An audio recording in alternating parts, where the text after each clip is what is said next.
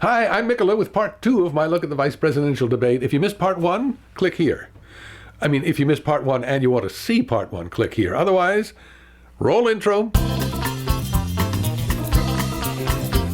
All right, maybe it's easier to talk about body language than policy, but coverage of the vice presidential debate seemed to focus an awful lot on Joe Biden's laughing, smiling, and throwing up his arms at what Paul Ryan was saying. But I'm actually okay with that, because if Paul Ryan had won the debate, they'd be saying Paul Ryan won the debate, but he didn't. So they're saying Joe Biden was mean to him. Look, folks, as Joe Biden likes to say, look, folks, it's this simple. When their guy is a joke, our guy gets to laugh at him. As President Obama found out last week, it's not easy to debate someone who throws up a smokescreen of misinformation, evasions, and lies. I learned debaters actually have a name for that tactic. It's called a gish gallop. And what you do is you flood the debate with lies and half-truths faster than your opponent can refute them. Last week, President Obama had no counter when Romney launched into a gish gallop. But this week, Joe Biden had a stopper. It was those beautiful pearly whites. I mean, wouldn't it be great if fact checkers could work fast enough so that every time there's a lie, they could do this? But they can't. So Biden did the next best thing. Instead of, he went, ha! Biden actually accomplished something that Macbeth only made an empty boast about. Biden literally laughed a siege to scorn. Now, here's what you need to know about the Republicans who dominate their party. They live in their own fact-free bubble.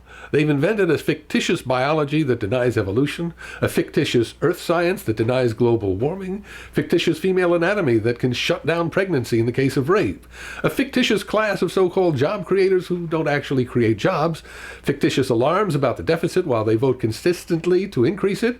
They even invented a fictitious President Barack Obama who runs around the world apologizing for the country as a socialist Muslim Kenyan who hates white people, can't talk without a teleprompter, doesn't understand America, and is coming for your guns. They have a fictitious Vice President, Joe Biden, who's a doddering old fool who can't say anything without making a gaffe. And for their own team, they have a fictitious Paul Ryan who poses as a serious policy wonk. And just to keep themselves in practice, they invent a brand new fictitious Mitt Romney every 2 weeks. So in the VP debate, the right fully expected their imaginary Paul Ryan to beat their imaginary Joe Biden. But instead, the real Joe Biden showed up and exposed the real Paul Ryan. Joe argued the substance and laughed away the bullshit. On Tuesday, President Obama has a rematch with Mitt Romney. I'm really eager to see what Obama learned from Joe Biden. Until next time. Oh, wait. Did you miss part 1 of my take on the vice presidential debate? I have it for you, if you want to see it. This is like time travel. Until previous time, I'm Mikola.